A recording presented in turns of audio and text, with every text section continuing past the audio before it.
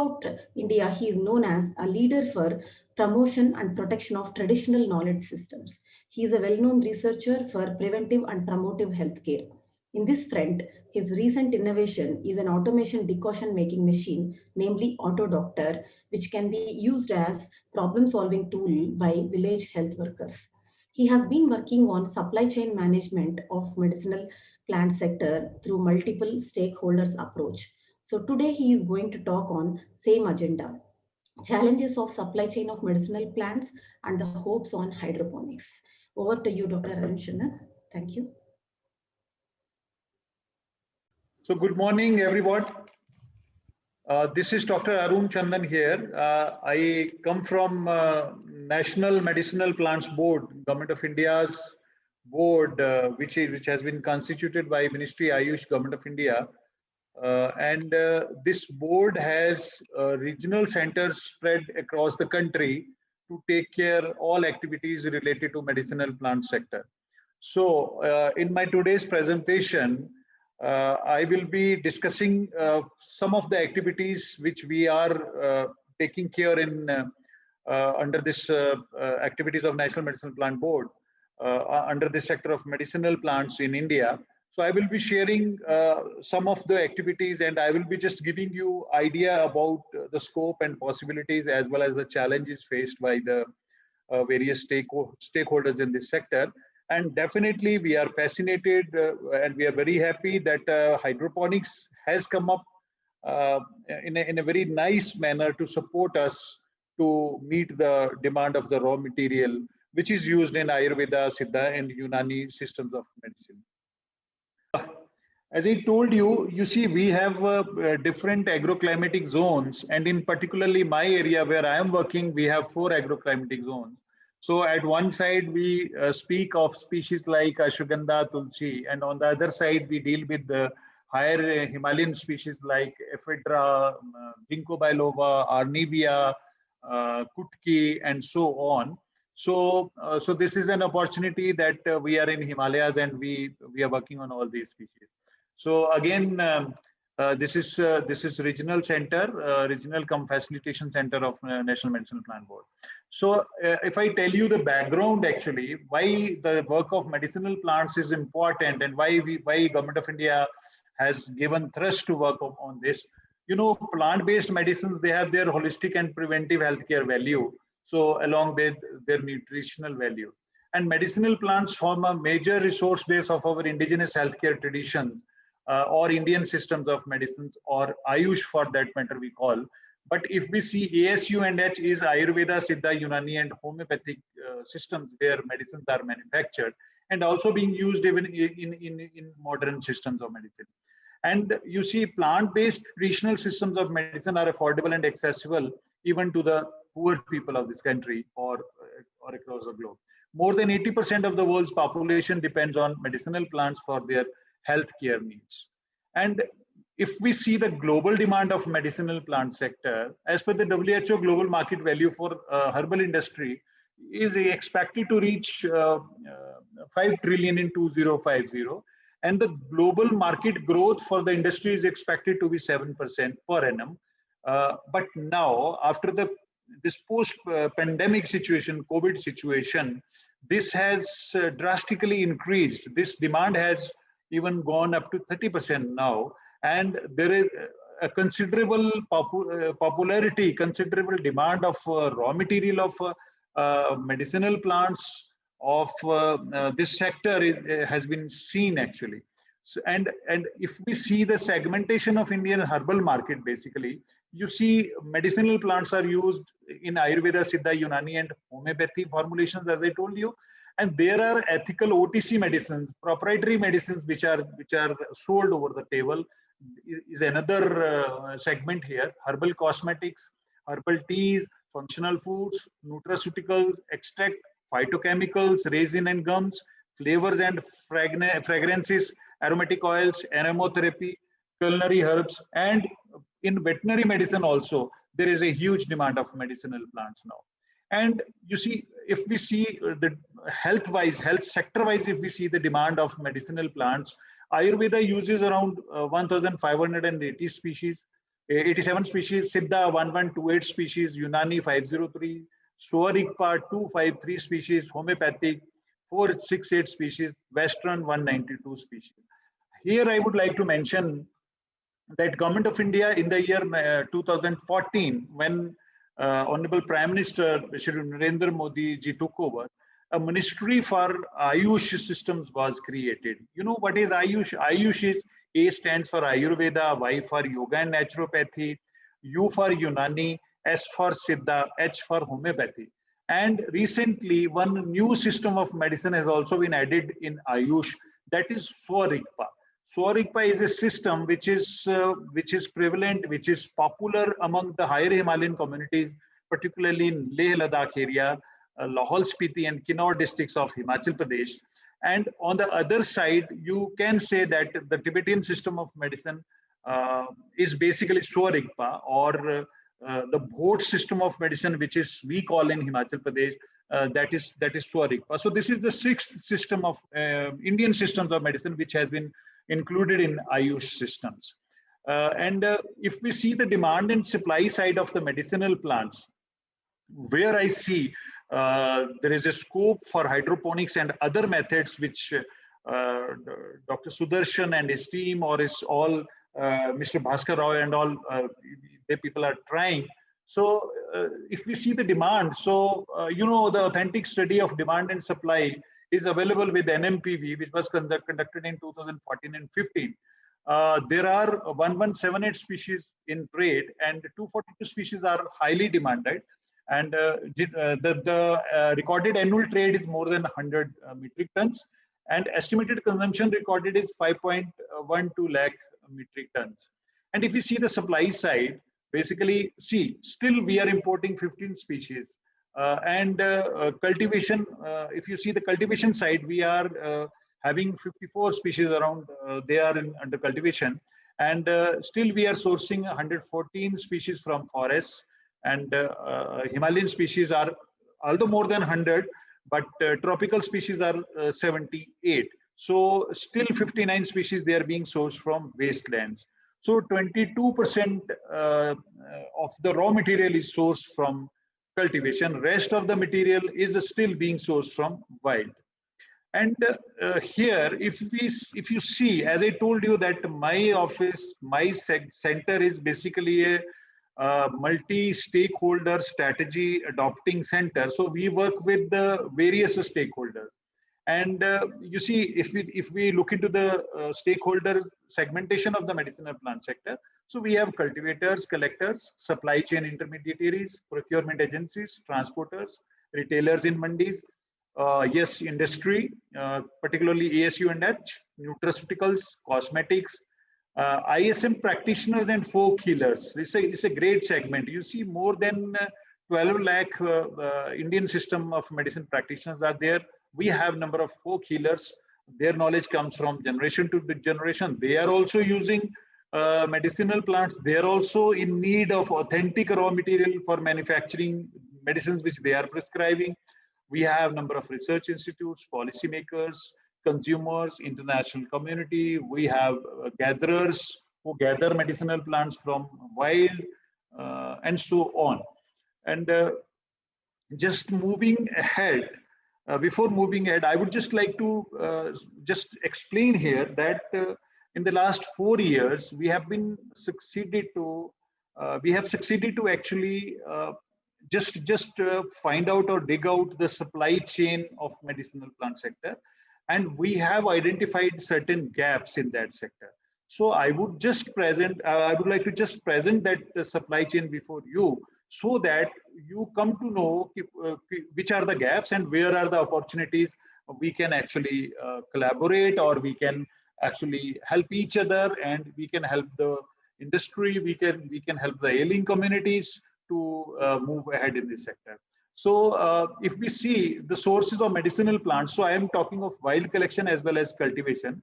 So we have noticed that unsustainable harvesting is a major issue, which is there as a serious concern. Then National Medicinal Plant Board came out with a good field collection practices protocols for the people who have legitimate rights in the forest. and they take out medicinal plants, they extract medicinal plants from the forest as means of their livelihood. So for them, GFCP is the protocol which has been introduced. And then definitely certification is another issue we are working on. Traceability, yeah, we have come up with certain this activities in this. And then, you know, in India, there is National Biodiversity Authority, and every state has a state biodiversity board. And, you know, at every panchayat level, at the grassroots level, there are biodiversity management committees who have been held responsible, or they are basically responsible to ensure that the communities involved in collection, cultivation, conservation of the medicinal herbal resources from the wild or so on, that they get the excess benefit share of the raw material. So for that matter, we closely work with the state biodiversity boards, and we are helping them to ensure that the communities, they get this share of their excess benefit. And then if we go in the cultivation side, again, certification, yeah, then again, good agricultural practices are there. Yeah, quality planting material is a concern we are working on with various research institutions. And then we are worried about varieties, cultivars. We are trying that farmers or the farming communities, they get the good material. And in the cultivation segment, we are now thinking about assured crop price. And if we see the wild collection, harvest time is basically a seasonality, is basically a serious issue to ensure the quality control and all that. So all these issues are just at the priority level. We are looking into that, and through by doing all these activities, we are trying to ensure that the communities who are basically dependent on forests or dependent on collection or cultivation of medicinal plants, they get year-long livelihood assurance. And next comes the collection, this post-harvest management and harvesting part. Here I would like to highlight that even at the farmers level or even at the collector level, there is a huge scope for introducing interventions for sorting, grading, drying, storage, transportation, etc. Because most of the raw material, when it is collected or cultivated, when it is transported or sent for sorting and grading, and there are very few technologies or methods available or accessible to the farmers, there is a huge scope that we would like to work on all these things. Although we have set up a good system network of collection centers, and there are mandis in India, but still there is a lot of scope that post-harvest management is one component where a lot of things can be done. For trade regulation, National Medicinal Plant Board, as well as this center, Regional Facilitation Center, NR1, we have successfully drafted the procurement policy where we are now talking to the various departments that wild collection should be regulated, or as well as the farmers who cultivate either through hydroponics or cultivate in their fields, aeroponics and so on, they get the minimum assured crop assured price, and their quality product is further sent for consumption to the industry and so on. Yeah, we are serious about value addition also. We are working on helping them for semi-processing, product development. Huge scope is there, and there are a lot of scope of innovation, either under food supplements or in drug development. So, and for marketing purposes, you know, marketing is a big challenge actually for medicinal plant component as well. So officially, National Medicinal Plant Board has a mobile-based application and a website named eCharak, where rates of mandis are reflected. One can know what rate of what commodity is going on, as well as one can post his selling commodity there. He can even find out what is available. And this website is ideal website to get information about agro techniques, information about economics and all on. So similarly, we are helping the entrepreneurs or the individuals to come forward for marketing, either it is offline, online, multi-level marketing, etc. So this is one scenario of a supply chain of medicinal plant sector. You know, there are more than 9,000 manufacturing units in India, and they need authentic quality and standardized raw material for their production. And one thing which I would like to tell you, that you must have seen in my previous slide that uh, around 6 lakh metric ton demand is there for the commodity of this commodity. But you see, we have observed that there is a stagnation in the demand in the last 4 5 years. But the similar demand has come out from nutraceutical sector. So the consumption, as you may have seen in the segmentation, lot of areas they have come up, and demand of medicinal plant sector is growing. And if I further go for the scoping exercise, so here in India, we are working with the farmer producer companies adopting cluster approach. You know, government thinks that if large area they are brought under cultivation, there must be clusters of medicinal plants. So to bring farmers into clusters, farmer producer companies are being constituted or promoted. That is one approach. And then regional mandis and collection center concept is also being supported under National Ayush Mission, as well as other independent projects of National Medicinal Plant Board. And then see, this sector may come out as a sustainable livelihood opportunity for youth and women. In post-pandemic situation, most of the youth who were working outside states like Himachal Pradesh and Uttarakhand or mountainous states, so they have come back actually, because earlier they were staying in the cities and they were earning very small money while living in the cities, working in the factories and all that. So they have started coming back, and they are looking forward as an opportunity in this sector to generate their livelihood. We have a lot of startup schemes also. So one Ayurveda and medicinal plants related startup with the state government in Himachal Pradesh. We are working on a incubation center here. We are helping youth to just come out with an end-to-end solution to the medicinal plant components.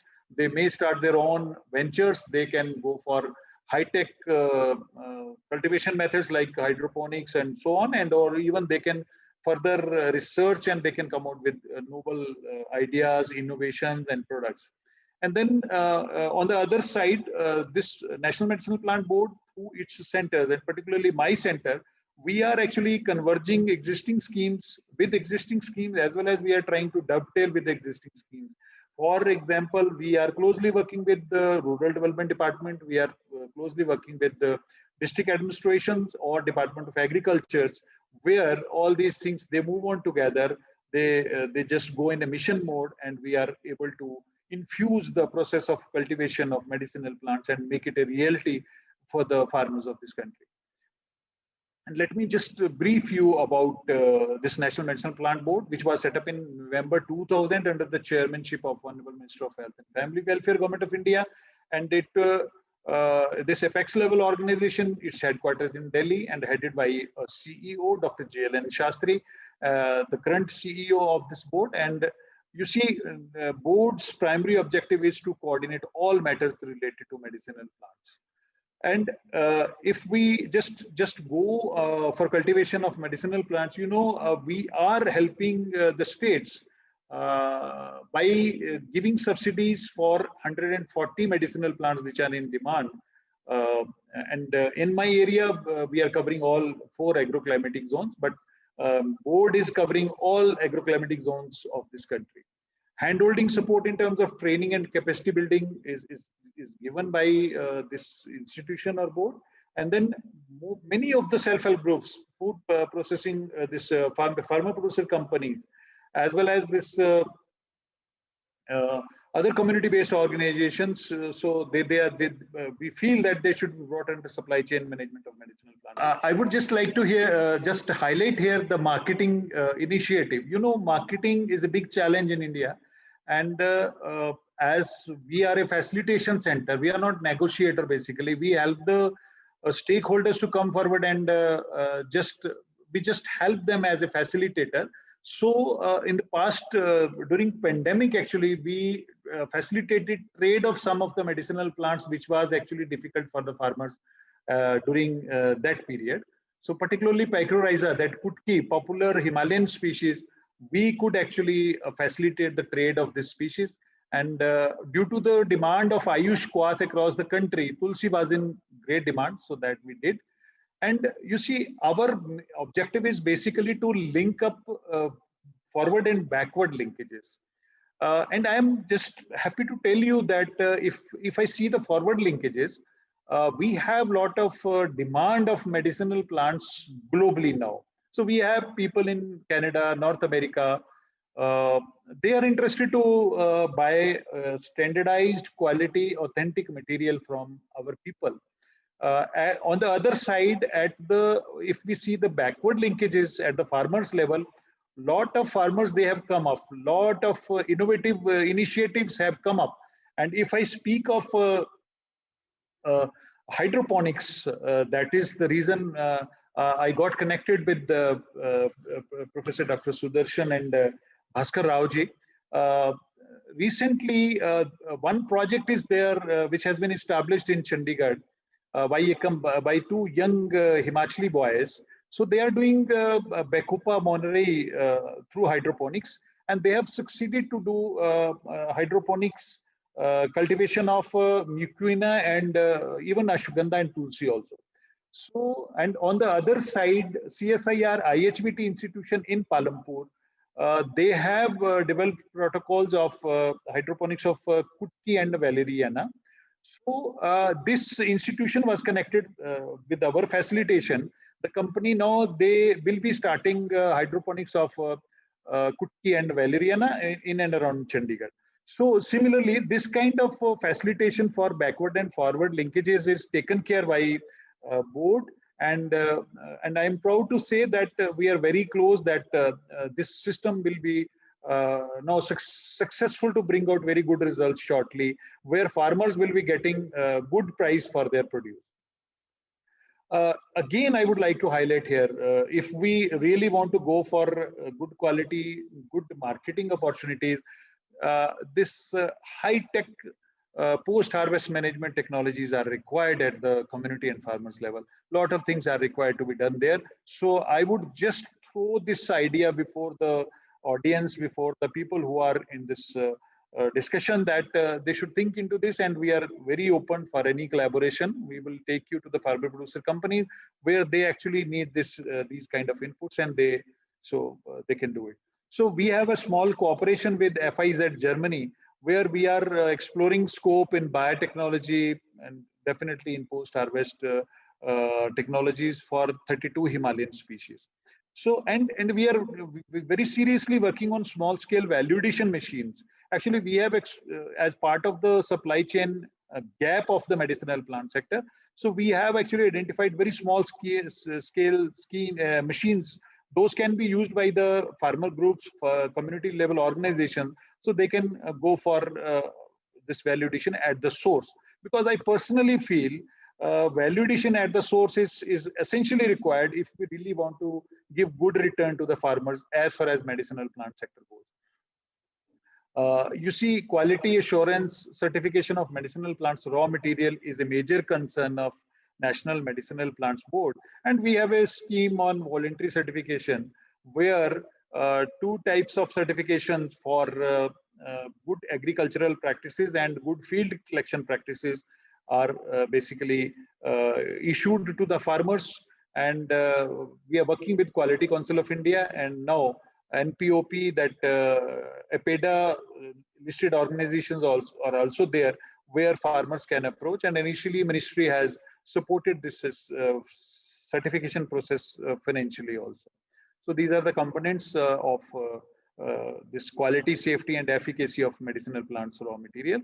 So if I speak of GAP and GFCP, and if you visit the site of nmpv.nhe.in, so you will find these publications which are very useful, where you can just see the protocols. You can go through the protocols of good agricultural practices and good field collection practices. And you see, to just find out the demand of raw material of medicinal herbs, there is a system under a Drug and Cosmetic Act that every manufacturer has to submit information of consumption of raw material, scheduled TEA form, by all the manufacturers. They submit this information online, and it's mandatory for all the manufacturers. So this is another method where we come to know the demand of a particular species, and then we can just try to lessen the gap of demand and supply. So, and again, that assessment of demand and supply medicinal plants is being monitored on regular intervals by this. And then, as I mentioned, we have eCharak, this online portal come Android-based application, which can be used for further this thing. And then a training manual and certification I just did. This is something, some information about eCharak. This is how it looks like. And this is available in 7 regional language, and market price of top 100 medicinal plants from 25 mandis is regularly made available on this, and agrotechnique of 104 medicinal plant species is also available on this platform. So my center brings out a small publication. It's a monthly 8-page journal, which is Jadi Booty Bazaar. This is just a newsletter which connects all the stakeholders together. It gives multifaceted information of supply chain management of medicinal plant sector. So this is this has become very popular in Hindi-speaking belt of country. So we have received testimonials from chief ministers of states like Uttar Pradesh, Himachal Pradesh, Haryana, and we have received the blessings of His Holiness the Dalai Lama Ji for this publication. And because we work with them, we work with the Tibetan Institute of Medical and Astrosciences, TMAI, that is part of SWARIGPA, where we work on conservation of rare, endangered, and threatened species together for cultivation and conservation purpose. So this is all about activities of National Medicinal Plant Board and its regional centers. Thank you very much. Thank you. Thank you very much for a nice presentation. And then you are giving a lot of scope for the audience to think of growing medicinal plants that will improve their economy.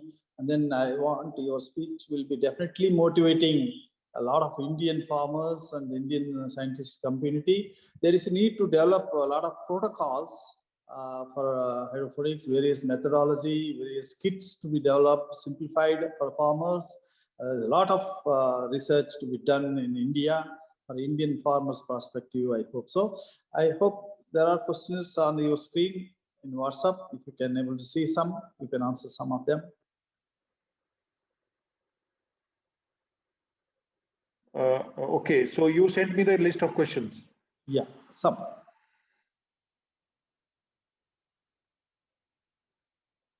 There are many questions by farmers. They are asking, the audience are asking, is it possible to grow medicinal plants hydroponically? And is there standard protocols? A lot of questions, but technically the other experts will also like to answer them.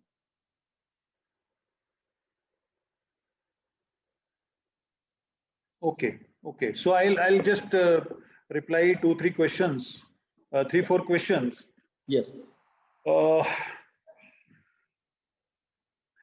see, if we see the scope of cultivation of medicinal plants through hydroponics, I am very much hopeful actually.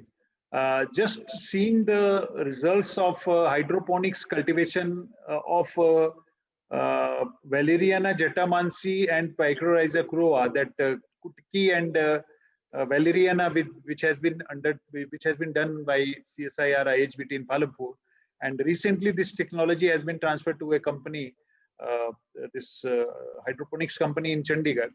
So, and even they are already very successfully doing Bacopa cultivation under hydroponics.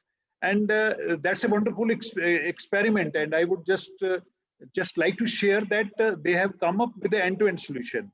So you see, cultivating Bacopa, if you go to sell it in the market, so it will be difficult to sell, because most of the pharmaceutical industries, they are using dried Bacopa basically. So they developed their own protocols. And let me tell you, in Ayurveda, if you go in Charak Samhita, it has been very clearly mentioned that under the category of Medha Rasayana, this Brahmi and Giloy should be taken fresh.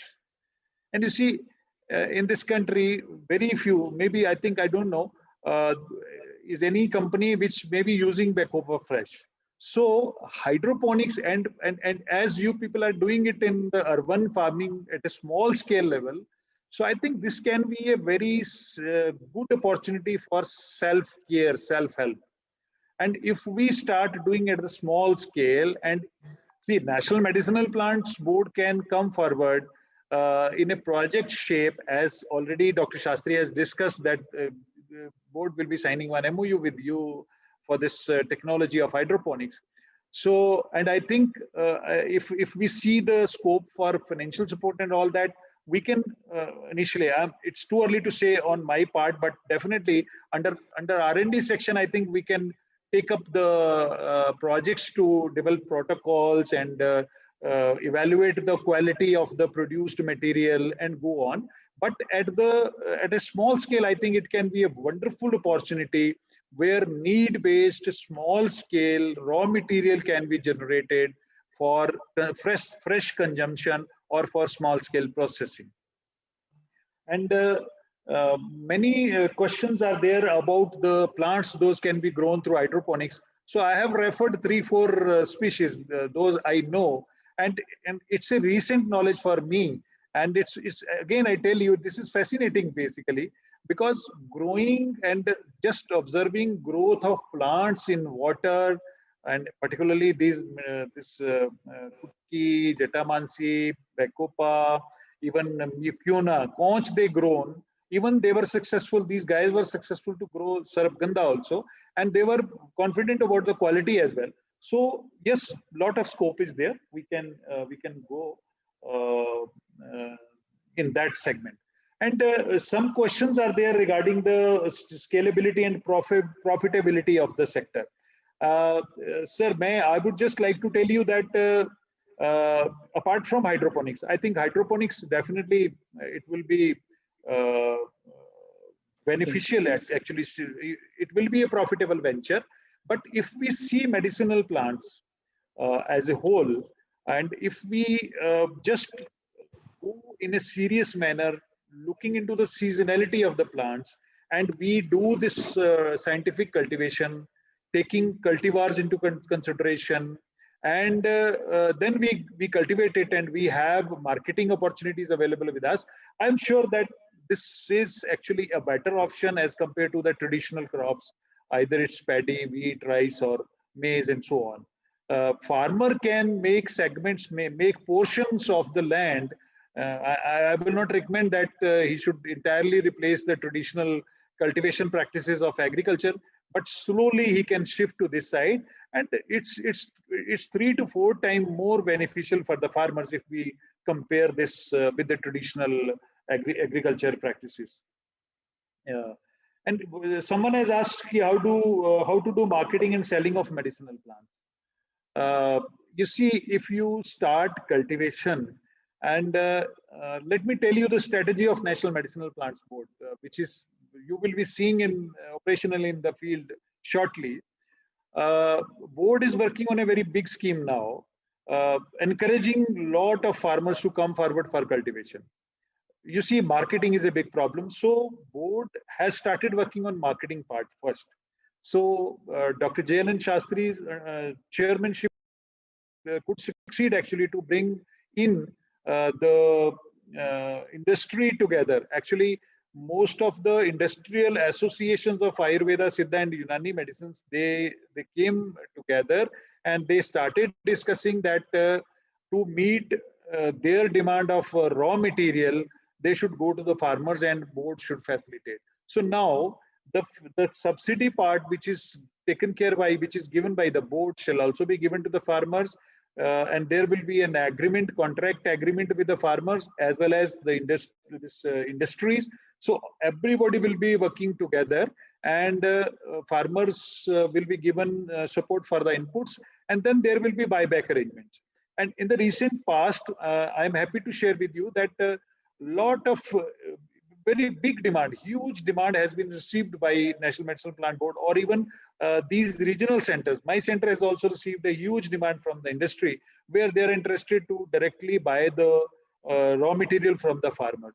So this is the scope. And if we talk of the channels of marketing, as I mentioned, e-Charak is one platform. There are mandis actually. Every area there are mandis where one can go and sell the produce. And at the government level now, we are planning, and there are scope that shortly it will be available on eNAM also. And we are trying to create a network of regional mandis where farmers will be facilitated to sell their produce. And we are seriously thinking of a assured crop price also. At least farmer get that price which actually is required to be paid for his hard work and inputs. Thank you, sir. Thank you.